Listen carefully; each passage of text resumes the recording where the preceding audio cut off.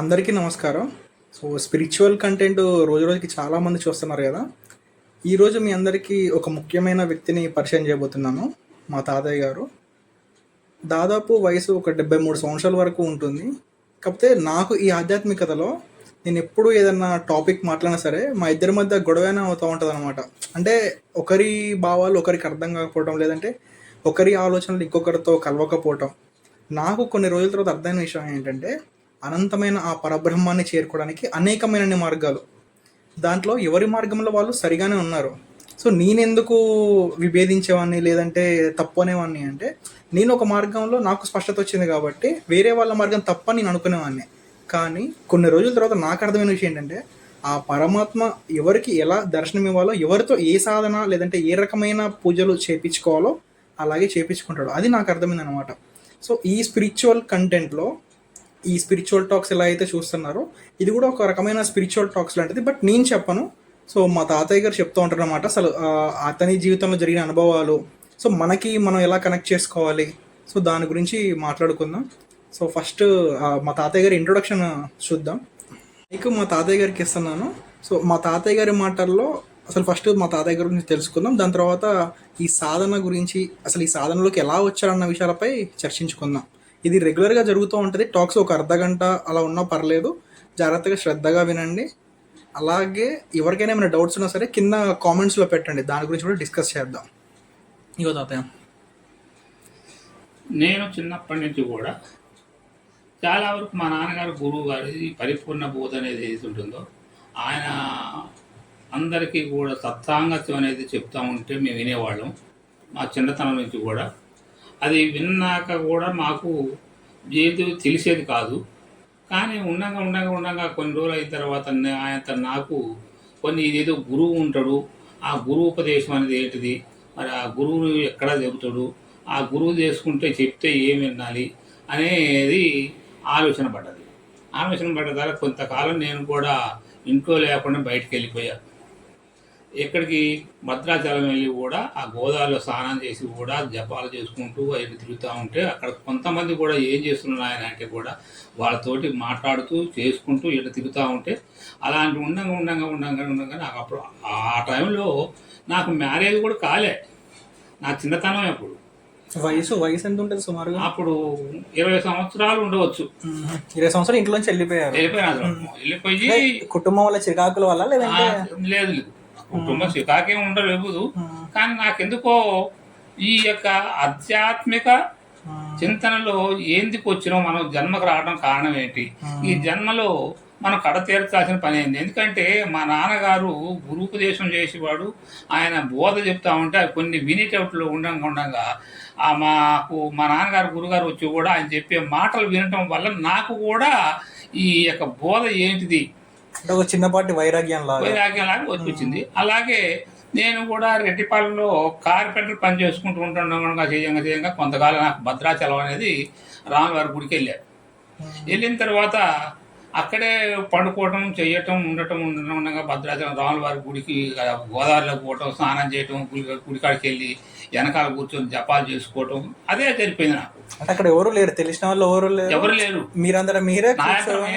మరి తిండి అదంతా అక్కడ పెట్టేవాళ్ళు, ప్రసాదం పెట్టేవాళ్ళు దొరికేది. ఎవరో ఒక అతను వచ్చి రాని బాబు ఎందుకు ఇక్కడ ఉంటాను పోయిందని అడిగితే, దాన్ని బట్టి ఆలోచించి ఏం లేదు నాయన ఇక్కడ వచ్చి ఊకినే ఉంటున్నా అనేది చెంతనంటే ఎవరు ఉన్నట్టు ఎవరు లేదని చెప్పాను. నేనైతే ఉన్నారని చెప్తే ఎవరు దగ్గర రానిరు కదా, వాళ్ళకు కబురు చేస్తారు. నా ఉద్దేశం ఎటోకి వెళ్ళిపోవాలి, సంచారంగా తిరగాలి, వైరాగ్యంగా అది ఏంటి నేర్చుకోవాలి, తెలుసుకోవాలి. ఈ యొక్క మానవ జన్మకు వచ్చినందుకు ఏంటి నీ జన్మ కడ తీర్చుకోవాలి కదా అనే ఉద్దేశం చొప్పునే భద్రాచలంలో వెళ్ళా. మా అమ్మ వాళ్ళు చాలా రోజులు కూడా ఎటుపోయిండు పిల్లగాడని చెప్పిన వాళ్ళు బాధపడుతూ తిరుగుతున్నారు. వాళ్ళు ఇలా చెప్తున్నా చేస్తున్నా కానీ నాకు మాత్రం ఎవరు గురువు అనేది కూడా ఎవరు దొరకలే. అంటే ఇంకో పక్క మీ ఇంట్లో వాళ్ళందరూ ఎదుగుతూనే ఉన్నారు. భద్రాచలం కూడా వచ్చారా వాళ్ళు? వచ్చారు కానీ నేను ఉండే కాడ వాళ్ళకి దొరకట్లే. పొద్దున్న దాకా ఉండటం ఒక చోట, నైట్ పడుకోవటం ఒక చోట ఉండే. ఒక అతను వాళ్ళకి మీకు కుదరలేదు, మనకు దొరకదు. వాళ్ళు నేను కూడా చూడలేదు, వాళ్ళు ఇల్లు అట్లా వినటమే కానీ తర్వాత నేను ఇంటికి వెళ్ళిన తర్వాత చెప్పేవాళ్ళు. కానీ నేను కూడా ఒక అతను ఈ పీఠస్తులే ఒక అతను ఉంటే, ఏమయ్యా నేను కూడా వస్తాను మీ అమ్మటి, నన్ను కూడా తీసుకెళ్ళండి, నాకు జన్మ కడ తెచ్చుకునేది ఒకటి ఉండేది ఉంటుందో దానికోసం తిరగాలి నాకు కూడా రావాలన్నా అంటే నన్ను తీసుకెళ్తాను అన్నాడు. ఆయన అటు అటే వెళ్ళిపోయాడు. దీనికోసం నేను పడన బాధలు లేవు అంటే లేవు, చాలా ఉండేది. నేను ఏదో ఒకటి తెలిసిన కాడికి పంచాక్షర మంత్రం అనో లేకుంటే రామనామం జపం చేసుకోవటం ఏదో చేసుకుంటూ తిరుగుతూ ఉండేవాడిని. కొంతకాలం అష్టాక్షరి చేశా. అష్టాక్షరి అంటే తెలుసు కదా, ఓం నమో నారాయణ అనేది మంత్రం ఏదైతే ఉందో దాన్నే ఆ మంత్రంగా ఉపయోగం చేస్తుంటారు. దాన్ని కొంతకాలం జపం చేశారు. అది చేసిన తర్వాత పంచాక్షరి. ఈ చేసిన మూలానో ఏమో నాకైతే తెలియదు, కానీ నాకు జ్ఞానం అనేది కొంచెం అర్థం కావడం ఒకటి, ఎవరు కూడా సరి అయిన గురువు నాకు దొరకపోవడం ఒకటి. అంతలోకే మా అమ్మ నాన్న వాళ్ళు నన్ను పట్టుకొని ఇంటికి తీసుకెళ్లారు. ఎన్ని రోజులు సుమారుగా అక్కడ భద్రాచలం? దగ్గర దగ్గర ఒక 4-5 నెలలు అక్కడే ఉన్నా. 4-5 నెలలు కుటుంబానికి దూరం. అప్పుడు ఫోన్లు లేవుగా, ఫోన్లు లేవు, ఫోన్లో ఏం లేవు అప్పట్లో. ఫోన్ లేవు కదా అప్పట్లో, లేవు. ఓన్లీ ఒక నిక్కరు ఒక చొక్కా ఉండేది. అయ్యే మార్చి గోదావరికి వెళ్ళటం, స్నానం చేయటం, అక్కడ ఉతుక్కోవటం, మళ్ళీ అక్కడ ఎండేసుకోవటం, మళ్ళీ రావటం. మరి పడుకోవడానికి చలికాలం కానీ అట్లా ఏం లేదా? ఏం ఉండేది కాదు. ఒక అతను అక్కడ భద్రాచలంలో ఏనుగు ఉండేది స్వాముల వారిది. ఆయన దానికి అన్నం పెట్టేవాడు ఒక అతను. తమ్ముడు రానిటోడు.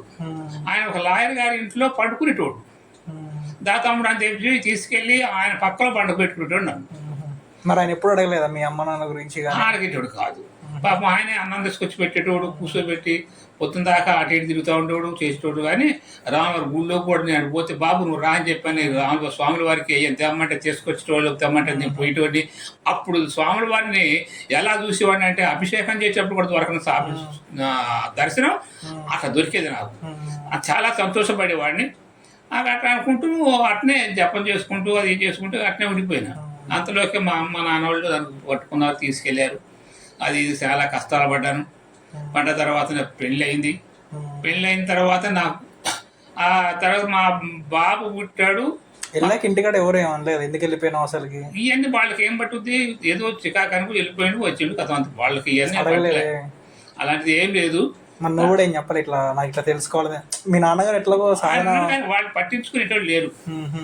అలా ఉండగానే అన్నదమ్ములు కానీ అక్క చెల్లెలు ఎవరు అడగలేదు. ఎప్పుడు పరిస్థితులు బాగలేవు మరి, ఎందుకంటే ఇంట్లో కుటుంబ పరిస్థితులు బాగలేవు, ఎవరు పట్టించుకుంటారు? అట్లాగే ఉంటే మా అమ్మ ఒకటే కొడుకు పోయింది అనేది బాధపడేది, కానీ అలాంటిది ఎవరికి ఉండేది కాదు. అన్నదమ్ముల్లో ఎవరికి ఉండేది కాదు. అలాంటి పరిస్థితుల్లో ఉండే కదా. ఇది కూడా అసలు దొరికితే నేను అసలు ఇప్పుడు నాకు తెలివితేటలు అప్పుడు లేవు మాకు. లేకుంటే ఏ ట్రైన్ ఎక్కువ ఎటో కాశీకో పూసిపోతే ఇంత ఉండేది కాదు. అసలు ఈ సంసారం అనేది ఉండేది కాదనుకుంటా అప్పుడు. కానీ ఈ సంసారం, ఆ పరమాత్ముడు సంసారం ఎలా చెయ్యాలి, ఉండాలి, ఇది రాత అనేది ఆ బ్రహ్మదేవుడు నాకు ఏ రాశాడో తెలియదు, కానీ అది ఇంత తరగాలతో వచ్చిందనమాట. నేను పెళ్ళైన తర్వాత మా పెద్ద పాప పుట్టింది, చిన్న బాబు పుట్టాడు. చిన్న పాప కడుపులో పడ్డప్పుడు నాకు జాబ్ దొరికింది, ఇల్లంది వెళ్ళాను. వెళ్ళిన తర్వాత నేను ఎట్లాగనే పుస్తకాలు చదువుకుంటూ కూర్చునేవాడిని. జాబ్ అంటే సింగరేణి జాబ్లో చేసుకుంటూ డ్యూటీ పోయి వచ్చాక స్నానం చేసేసి ఆ గ్రంథాలు తీసుకొని చదువుకుంటుంటే ఒక అమ్మ వచ్చి అడిగింది, నాయన ఇలాంటి చదువుతారు, అక్కడ ఆశ్రమం ఉంది, ఆశ్రమం కాడ గురువులు ఉన్నారు, అక్కడ చాలా మంది ఉన్నారంటే, ఎక్కడమ్మా అంటే పలానా ఇల్లెందలపాడు ఉన్నది, ఆడ గురుగీత ఆశ్రమం అని ఉంది అని అనేకే నాకు అప్పుడు జ్ఞానం కలిగి పోవాలని చెప్పి అప్పటికప్పుడు సైకిల్ వేసుకొని ఆశ్రమం కాడికి వెళ్తే గురువు గారు దొరికారు. ఇవన్నీ మాట్లాడిన తర్వాత అడిగిపోయి చూశారు కొంతకాలం. వాళ్ళు ఏం చెప్తున్నారో విన్నాను. విన్న తర్వాత లాస్ట్కి వచ్చిన తర్వాత నాకు ఉపదేశం ఇస్తారా నానంటే, వాళ్ళు కూడా తొందరగా నాకు ఇవ్వటానికి ఇష్టపడలేదు. ఎందుకంటే ముందు శిష్యుడు కావాలంటే గురువు కూడా పరీక్ష పెడతాడు, గురువుని కూడా మనం పరీక్ష పెట్టుకోవాలి. ఎందుకంటే ఆ గురువు నాకు సరిపోతాడా లేదా, సరైన గురువా కాదా, మరి అడిగితే సమాధానం చెప్తాడా చెప్పడా. అలాంటి గురువులు కూడా చాలా మంది ఉన్నారు.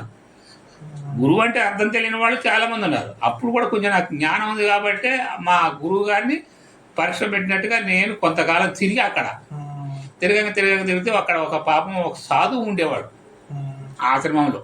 ఉంటే నాయన ఇటు సంగదానికి ఉంటే ఇక్కడ ఎవరు మంచివాళ్ళు లేరు నాయన, పలానా రాజుగారు ఉన్నాడు, ఆయన గొప్పవాడు, మంచి నిదానస్తుడు, కాబట్టి దాన్ని నీవు మాత్రానికి ఆయన్ని అడుగు, అని అంటే ఆయన వచ్చినప్పుడల్లా ఆశ్రమం సాయంత్రం డ్యూటీ చేసుకొని వస్తే రాత్రి 9-10 దాకా కూడా ఆశ్రమంలో కూర్చుంటోళ్ళు.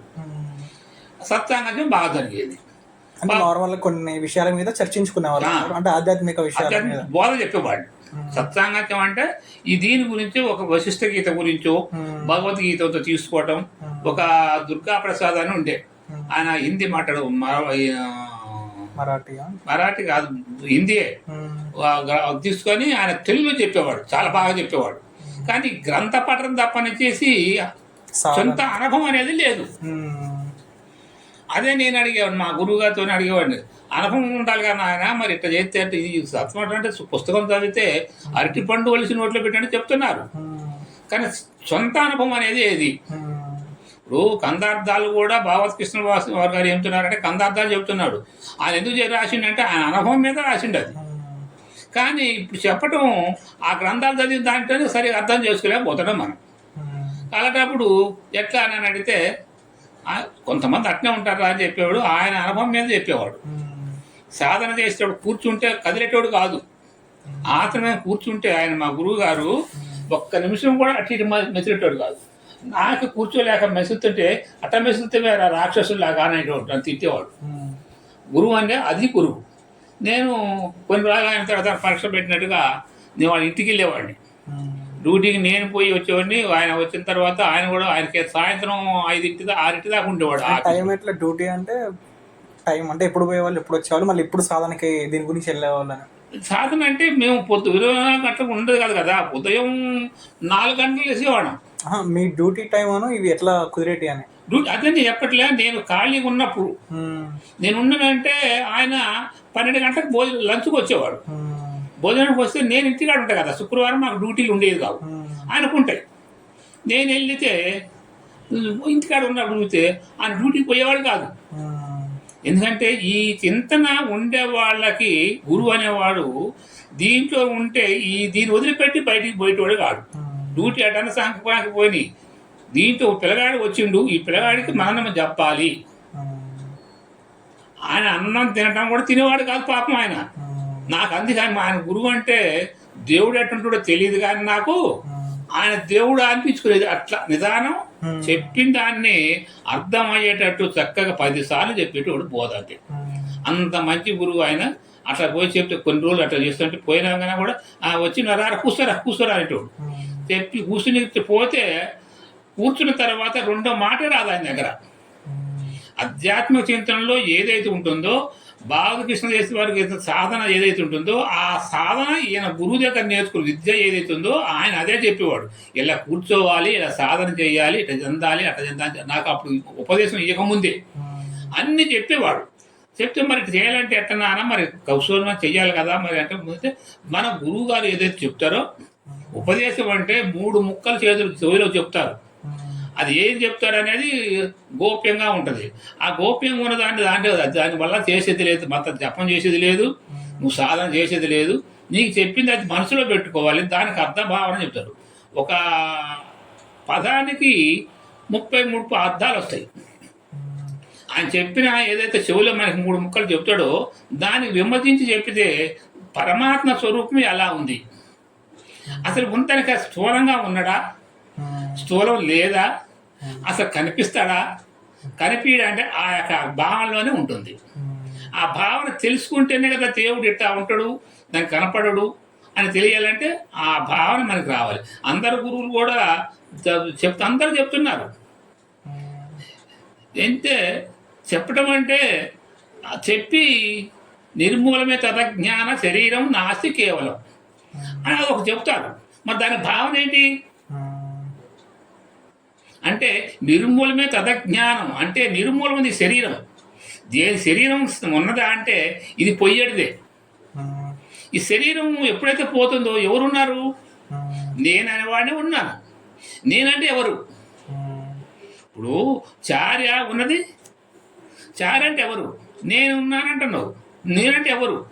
అసలు నీకు నేను అర్థం ఉందా అనే దాంట్లో ఆ యొక్క భావనలోనే ఆ మంత్రభావంతో అర్థం భావన అవన్నీ చెప్పుకొని కూర్చొని చెప్తే అది చెప్పిన తర్వాత విశేషం ఈ శరీరం గురించి చెప్పేవాడు. అందుకని మొదట అచలము నెరిగించి పిదప ఎరుకొని తెలిపి విడిపిస్తానన్నారు వాళ్ళు. పరమాత్మ స్వరూపం ఇది దాన్ని ముందు చూపించాలి. ఎందుకంటే ఈ శరీరం పోయేటిది, ఇవాళ కాదు రేపు పోతుంది, రేపు కాదు ఎల్లుండి పోతుంది, ఎప్పటికైనా పోయేదే కదా. ఉండేది వాడు ఎవడు నీకు ముక్తిగా తేలేదు, జన్మరహితం కావాలి. ఎలా అవుతుంది? జన్మరహితం కావాలంటే ఎలా అవుతుంది అంటే ఈ శరీరాన్ని వదిలిపెట్టిన తర్వాత జన్మరహితం, ఉండగానే జన్మ లేదు అనిపించుకోవాలి. శరీరం లేకపోతే మనం ఏం చేయలేము. అందుకే ఏమంటే దీపం ఉండగానే ఇల్లు చక్కగా పెట్టుకున్నారు. ఇంట్లో వస్తువు ఉన్నది, దొరకట చీకటి ఉంది, దాన్ని ఏం చేస్తాం? ఒక లైట్ వెలిగించుకోవాలి. టార్చ్ లైటో ఓ దీపం వెలిగించుకోకపోతే దాంట్లో వస్తువు కనపడుతుంది. అలాగనే ఈ శరీరం ఉండగానే లోపల ఉన్న ఏదైతే ఉన్నాయో ఆ భావనకి ఆ శరీరంతోనే తెలుసుకోవాలి. ఈ శరీరం లేకపోతే శరీరం లోపల భావన తెలియదు. అంటే లోపల ఏమున్నాయి? షట్చక్రాలు ఉన్నాయి అంటున్నాం. అది ఎట్లా కనపడుతుంది నీకు? అంటే ఉన్నా ఉండాలా, ఈ శరీరం ఉన్నా ఉండాలి, శరీరం లేకపోయినా ఉండాలి. అంటే ఈ శరీరం పోయిన తర్వాత చక్రాలు కనపడతాయా? అది ఏం చెప్తున్నారంటే ఊహాతీతం ఉన్నాయి అంటాడు. అక్కడ ఆధారం ముందు గణేశుడు అక్కడ ఒక చక్రం ఉంది అనుకోండి. ఆ చక్రం ఏందయ్యా అంటే నువ్వు వినాయకుడు ఉన్నాడు అని భావన తలుసుకో, ఊహించుకుంటేనే కనపడతాడు, లేకుండా కనపడదు అంటాడు. ఇంకో ప్రశ్న, మామూలుగా ఇప్పుడు ఇందాకన్నా చూడుతుందా, గురువు అనేవాడు ముందు ఆ పరమాత్మని చూపించాక విడిపిస్తాడు అనేది అన్నవాడు. అంటే ఇప్పుడు నీ విషయంలో మీ గురువు గారు ఆల్రెడీ నీకు దర్శనం చేయించాక, ఆ పరమాత్మ దర్శనం ఇచ్చాక నీకు సాధన ఇచ్చాడా? అంతే కదా మరి. ఎందుకంటే ఈ శరీరం ఎప్పుడు పోతుందో తెలియదు. నేను అడిగింది అర్థమైందా? అంటే నువ్వు సాధన మొదలు పెట్టకపోతే నీకు దర్శనం అయిపోయింది భగవంతుడి. అది చెయ్యాలి. ముందు ఏ గురువు అయినా కూడా ముందు దేవుని చూపించాలి, ఉపదేశం చేస్తాడు. ఇప్పుడు వివేకానంద జరిగింది కూడా అదే కదా, అందరు దేవుడు ఉన్నాడు. రామకృష్ణ పరమ చేసిన అదే కదా. ముందు పరమాత్మని చూపించాక ఈయనకి సాధన శిక్షణ అదంతా ఇచ్చాడు. ఏ సాధన చేసినా కూడా ముందు పరమాత్మ ఇది ఎందుకు చేయాలి, ఎందుకు చూపించాలి. అట్లా అంటే ఈ శరీరం ఇంకొక కాసేపు పోతుంది, ఇంకొక గంటలో పోతుంది, రేపు పోతుంది. ఇది నీటి మీద బుడగ లాంటిది.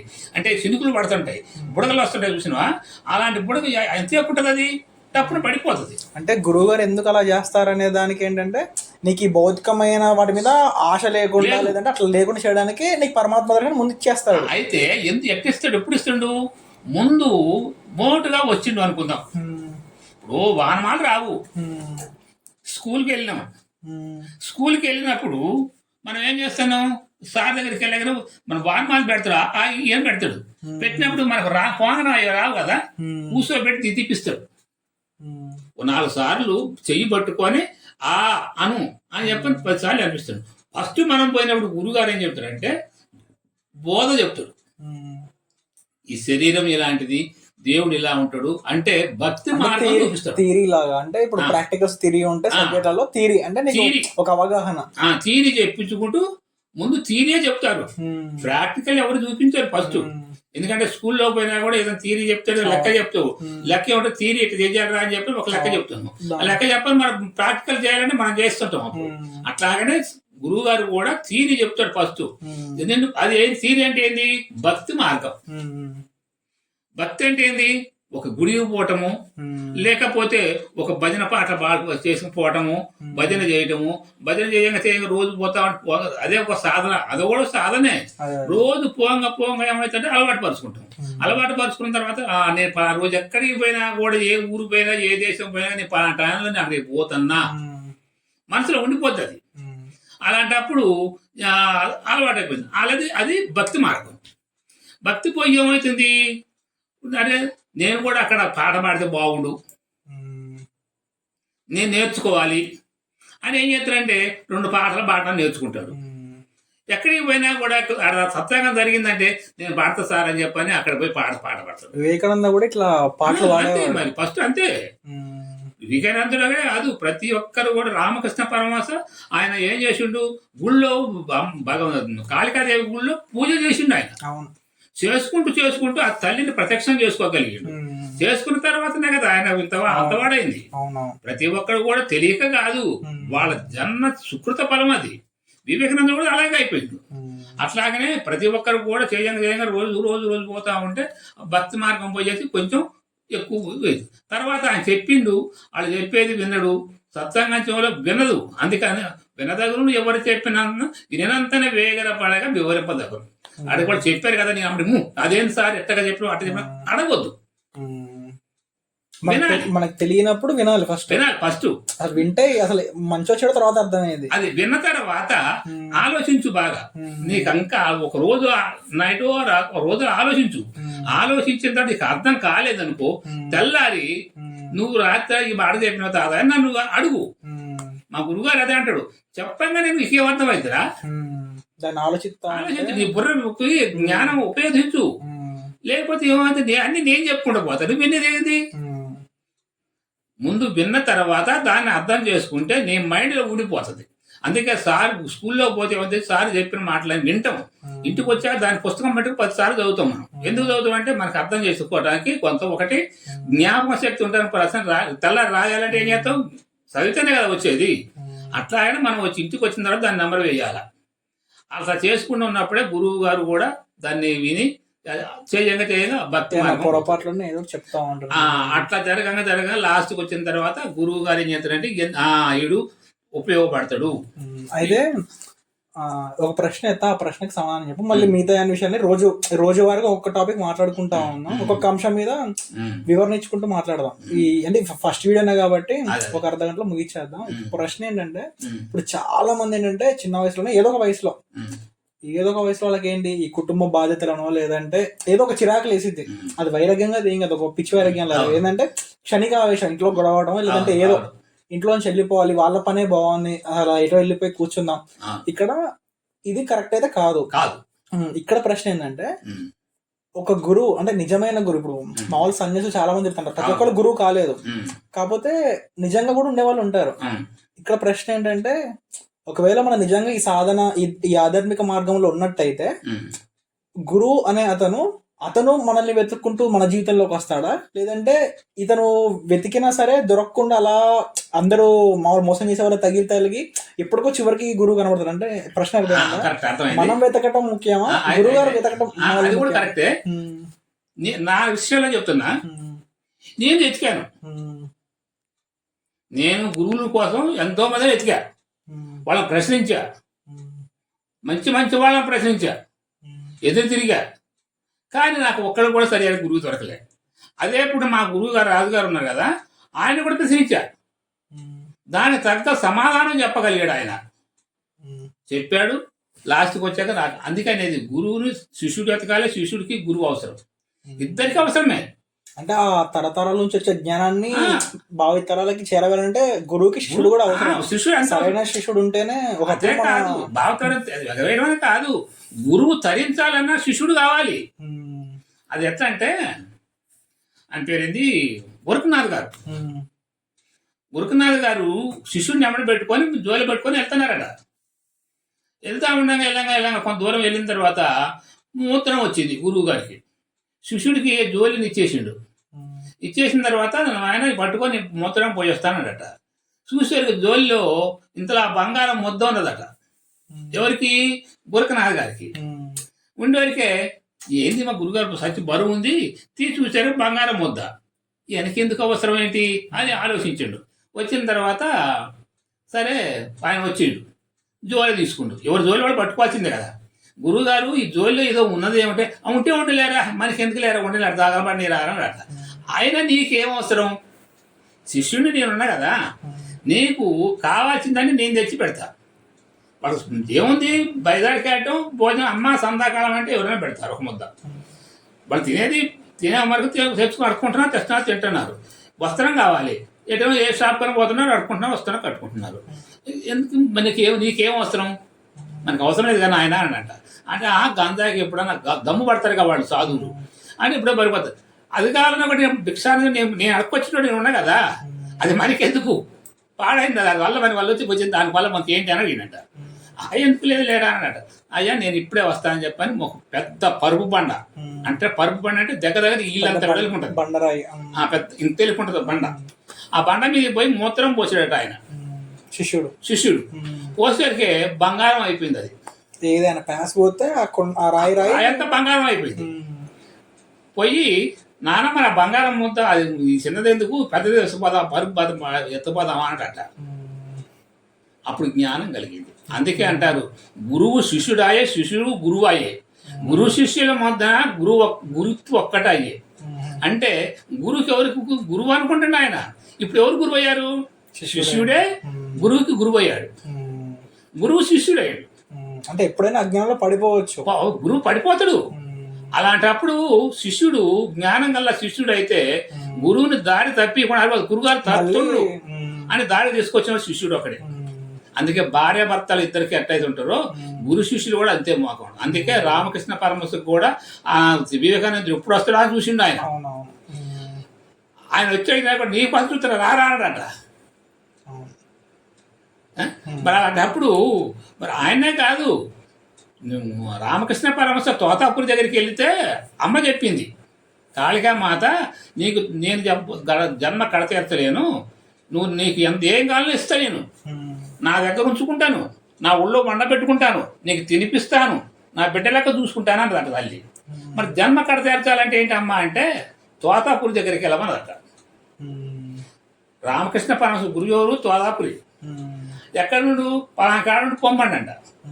ఈయన పోతున్నాడు. పోయారికి అక్కడ ఎక్కడుంటాడో ఆయన తెలియదు, ఎవరో మరి ఎవరు తెలియదు ఆయనకి. పోయారికి ఆ తోతాపురి రామకృష్ణ రా నీకోసం చూస్తాడు రారా అంట. ఆ అమ్మ చెప్పింది ఆయనకి. అయ్యే నేనెవరిని ఆయనకెట తెలీదు, ఆయన ఎవరో నేను తెలీదు, మీకెట తెలుసు, అమ్మ పంపించింది రా నిన్ను కదా అంటే అవునయ్యా అన్నాడు. ఆయన అమ్మే నాకు చెప్పింది రారా అని చెప్పి అప్పుడు ఆయన జ్ఞానం బోధించు. గురువు అంటే అలాంటి వాళ్ళు గురువులు. ఇప్పుడు గురువు అంటే పిల్లి కోన ఎట్లుంటుందంటే పిల్లి కోనని పిల్లని పట్టుకుంటుంది. అది గట్టిగా నోటిని పట్టుకొని ఏ కొండలు దిగినా ఏ చెట్లు దిగినా కూడా పట్టుకుంటుంది. దాని పిల్లకి భయం ఉండదు. శిష్యుడికి భయం ఉండాలంటే గురువు ఎట్లా తల్లి ఎట్లా చేర్చుకుంటుందో పక్కలోకి ఒడిలోకి గురువు కూడా అట్లా చేర్చుకుంటాడు. అదే కోతి ఉన్నది, కోతి పిల్ల ఇసిరేస్తుంది, వచ్చి మనకు కడుపును పట్టుకుంటుంది. అది కానీ అది ఎప్పుడు చెట్టు దూకుతుంది. అది దాని బలం ఎట్లుంటుంది అంటే సాధన చేసేవాడు దీంట్లో సాధనలు గుర్తొస్తుంది. ఇప్పుడు ఎట్లంటే ఈ హఠయోగులు ఉన్నారే, ఈ హఠయోగులు సొంతగా సాధన చేసేవాళ్ళు. వాళ్ళకి జన్మ కడతేరుతుంది అంటే కడతేరుతుంది. వాడికి ఎన్ని పరీక్షలు ఉంటాయో శ్రీకృష్ణ పరమాత్ముడు గీతలో చెప్తాడు. ఏమనంటే కోతి పిల్లని పొట్ట కతికించుకుంటే అది పట్టుకోదు, కోతి తల్లి పట్టుకోదు, పిల్లే పట్టుకోవాలి. ఎన్ని చుట్టూ తిరుగుతుందో, ఎన్ని గుట్టలు తిరుగుతుందో, ఎన్ని చెట్లు ఎక్కుతుందో, ఎన్ని తిరుగుతుందో కానీ అంత గట్టిగా పట్టుకున్నవాడే ఇది. అట్లనే నేను కూడా సొంతగా అపయోగి అయి ఉన్నవాడిని అన్ని పరీక్షలు నేను పెడతానన్నాడు శ్రీకృష్ణ పరమాత్ముడు. అయితే గురువు దగ్గరికి వెళ్ళి సాధన చేసి గురువును వదిలిపెట్టకుండా ఎవరైతే ఉంటాడో ఎవరు పిల్లి కోన లెక్క. మేమని ఉంటే అరిసిందనుకో ఇక్కడ పిల్ల, తల్లి ఎక్కడో ఉంటుంది, దానికి అర్థమైపోతుంది నా బిడ్డ ఏడుతుందని ఊపొస్తుంది. అట్లనే గురువుని పట్టుకొని ఉన్నవాడు ఎవడైతే ఉంటాడో ఆ గురునామ స్మరణ చేసుకుంటూ ఎప్పుడైతే గురు తీర్థం అంటాడు దాన్ని, గురు పాద తీర్థాన్ని పోలిన వాడు ఎవరైతే ఉంటారో ఆ గురువుకే తెలుసు, ఆ శిష్యుడికే కదా. ఇంకొకటి కూడా అర్థం ఉంది దానికి. ఇంకోటి ఏంటంటే తాబేరు ఉంటుంది సముద్రంలో. సముద్రం ఎంత ఉంటుంది? చాలా కొన్ని మైళ్ళ దూరంలో ఉంటుంది. అది ఈ ఒడ్డున పిల్ల ఉంటుంది, ఆ ఒడ్డున తల్లి ఉంటుంది. పిల్ల స్మరణ చేస్తుంది తల్లి కోసం, అక్కడున్న తల్లికి మేలుకోగలుగుతుంది. ఎట్టుండాలా? శిష్యుడు స్మరణ ఎట్టుండాలంటే తాబేలు పిల్లలాగా ఉండాలి, అంత నిష్టగా. మరి సాధన అంటే సాధన ఎందుకు చేయాలంటే అంత గట్టిగా సాధన ఎవరైతే చేస్తారో అంత బలంగా. నేను పరిచయం పెట్టిన నా గురువుని, నేను మా గురువు గారు ఆఫీసులో ఉండేవాడు, నేను బాబా ఉండేవాడు, ఇద్దరం కలిసి ఆశ్రమంలో కూర్చొని మన గురువు గారిని మనకు చెప్తున్నారు కదా, మనం ఇక్కడ ధ్యానం చేస్తే గురువు తెలుసుది పొయ్యి అని ఏదైతే ఉంటుందని మీ ఇద్దరం సాధన ధ్యానంలో కూర్చున్నాం. మా గురువు గారి గురించి ధ్యానం చేస్తున్నాం, ఆయన ఆఫీసులో పని చేస్తాడు. మేము చేసే సాధనకి ఆయన పని చేయలేకపోతుండే అక్కడ. ఏంది ఆయన అప్పుడు గుర్తు పట్టుకొని చూసిండు, ఈ పొలగాళ్ళు ఇట్లా చేస్తాల్సింది, నర్సికాకి ఎత్తదా చెప్పి సాయంత్రం ఎట్లా ఇంటికి వచ్చి ఆసనకు వచ్చి తిట్టిండు. ఏరా మీకే నాటలాగా ఉన్నదిరా నేనంటే, ఇక్కడ వచ్చి మీరు చేస్తుంటే నన్ను చికాకు పెడుతున్నారు అక్కడ, నేను అప్పుడు ఆఫీసులో ఎట్లా పని చేస్తాను అనుకున్నారా అని అంటే లేదు అని ఉన్నది కదా చెప్పిందని మళ్ళీ నిజమా అబద్ధాలు ప్రాక్టికల్ చూస్తున్నావు అంటే తప్పు నానా అట్లా గ్యారెంటీ ఉంటుంది. సాధన అనేదే అది అని ఈ తాబేలు విషయం చెప్పిండు అనమాట. అప్పుడు ఈ తాబేలు స్మరణ చేస్తే ఎప్పుడైతే నువ్వేదో కలుగుతుందో నిజంగా కావాలనుకున్న అంత ఆపదలో ఉన్నప్పుడు స్మరణ చేయి. అలాంటప్పుడు నాకు తెలిసిపోతుంది. నేను తెలుసుకున్న దాన్ని నేను మళ్ళీ అక్కడ ఉంటేనే నీకు స్మరణ చేయాలి నేను. ఎందుకంటే మా గురువు గారు ఏమనేటోడంటే, ఎంత ధ్యానం చేస్తానో అంత ధ్యానం ఇంకా తక్కువ చేస్తున్నారా, చెయ్యి అనేటోడు పెట్టేటోడు. ధ్యానం చేసి కూర్చుంటే, నేను ఆ ధ్యానంలో కూర్చుంటే వచ్చేసి అమ్మతో చెప్పేటోడు, అమ్మాయి బాగా ఎంతసేపు కూర్చుంటే 10 నిమిషాలు అయింది నాన్న అంటే, నాకు పక్క ఉంటే అల్లరి చేయకుండా సప్పియాడు సాపేయన్నాడు. సాపేసి నా పక్కన కూర్చుంటాడు. నేను ఎప్పుడు లేచినా నాకు తెలిసేది కాదు. అప్పుడు అంత సాధన తీవ్రంగా ఉండేది బాగా. ఆ తీవ్రతలో ఆయన కూడా కూర్చుంటాడు నాతో పాటు. నేను లేచినాక అప్పుడు చూస్తే గురువు గారు పక్క ఉంటూ ఉండేవాడు. ఎంతసేపు అయితే కూర్చొని చేస్తే నేను చాలాసేపు అయితే వచ్చి ఇంకా చేయాలిరా, ఇంకా తీవ్రత చేయాలిరా అనేటోడు. అంటే గురువు అనేవాళ్ళు ప్రోత్సహించడంలో అట్లా. మరి నా దగ్గరకు వచ్చి అంత పర్ఫెక్ట్గా వచ్చి కూర్చొని ధ్యానం చేయించేటోడు, అందరి దగ్గరికి వెళ్ళేటోడు. ఎందుకంటే చేసేటోడు కారు అందరు. ఎవరైతే నిజంగా తెలుసుకోవాలనుకుంటారో ఆ మార్గంలో వాళ్ళ దగ్గరే ఎక్కువగా ప్రేరేపిస్తారు వాళ్ళు. గురువులు కూడా అంతే, పరమాత్మ స్వరూప పరమేశ్వరుడు కూడా అంతే. అందుకే అంటాడు, నన్ను తెలుసుకోవాలని ఎవరైతే ఉంటారో వాళ్ళకి నేను సహాయం చేస్తానంటాడు. ఇప్పుడైనా సరే ఎప్పుడైనా సరే పరమాత్ముడు ఆ పరమేశ్వరుడే అంత గట్టిగా చెప్పినప్పుడు మరి మనం చేయటం పెద్ద లెక్కేంటి. అయితే ఇప్పటివరకు తాతయ్య గారి పరిచయం అంటే సాధన పరిచయం, ఆయన గురువుగారి పరిచయం తెలుసుకున్నాం కదా. ఇప్పుడు తాతయ్య ఏంటంటే ఇక్కడ మాకు టెంపుల్ ఉందన్నమాట, శ్రీ కామాక్షిదేవి అమ్మవారిది, ఇల్లందు క్రాస్ రోడ్ దగ్గర. సో తాతయ్య ఇప్పుడు రిటైర్డ్ అయిపోయాక టెంపుల్ని చూసుకుంటున్నాడు అనమాట. సో అంటే ఇప్పుడు ఎలా అంటే సాధన అనేది ఓన్లీ ధ్యానం చేయాలి, లేదంటే గంటలు గంటలు మనం ఈ చక్రాల మీద ధ్యాస పెట్టాలి, ఇలా కాకుండా భక్తి మార్గం కూడా భగవంతుని అన్వేషించడానికి ఒక మార్గం. సో ఎవరికి ఏది సులభంగా ఉంటుందో ఆ మార్గంలో మనం వెళ్ళనివ్వాలి. సో ఇది తప్పు, ఇది రేట్ అని చెప్పడానికి ఎవరికి హక్కు లేదు, అది కరెక్ట్ కూడా కాదు. చెప్పే కదా మొదట్లో, అనంతమైన ఆ పరబ్రహ్మాన్ని తెలుసుకోవడానికి అనేకమైన మార్గాలు. సో ఎవరు ఏ మార్గంలో హాయిగా వెళ్తారో ఆ మార్గంలో వాళ్ళని భగవంతుడు చేరుకొని ఇస్తాడనమాట. సో వీళ్ళకి ఇది కష్టంగా ఉంది, సరే వీడికి ఇంకో సాధన చెప్దాం. సో అందరికీ కఠినమైన సాధన ఉండాలని లేదు. సో అందుకే ఈ బోధామృతం కానీ, లేదంటే ఈ బోధలు కూడా ఎందుకు వస్తాయంటే, అంటే బోధ అనే దాని అర్థం నాకు తెలిసినంత వరకు ఒకరు వాళ్ళ సాధన అనుభవాల్ని కానీ, లేదంటే అసలు ఇది ఎందుకు మనం తెలుసుకోవాలి, జన్మ కళదేర్చుకోవడం అంటారు కదా, వీటిని వినడం ద్వారా, ఈ బోధలు వినడం ద్వారా వల్ల కూడా వాళ్ళ ఆత్మ చైతన్యాన్ని పొందుతుంది. సో సాధన అంటే ఓన్లీ కూర్చోటమే కదా ధ్యానంలో, ఈ బోధల వల్ల కూడా చాలా వరకు జ్ఞానాన్ని మనం తెలుసుకోవచ్చు. సో ఇప్పుడు ఫైనల్గా ఎపిసోడ్ కూడా ఈ ఫస్ట్ డేకి ఇంట్రో చాలు. సో రేపటి నుంచి మనం దీని మీద సిరీసే చేద్దాం, అంటే ఒక్క టాపిక్ మీద డిస్కస్ చేద్దాం. సో తాతయ్య గారు ఇప్పుడు వాళ్ళ గురువు గారి పేరు అండ్ ఆ చివరి మాటలు తాతయ్య గారు చెప్పేసి ముగిస్తారనమాట. రేపటి నుంచి మనం కంటిన్యూ చేద్దాం ఒక్కొక్క టాపిక్. గురువు గారి పేరు చెప్తాం. ఓం శ్రీ గురుభ్యో నమః.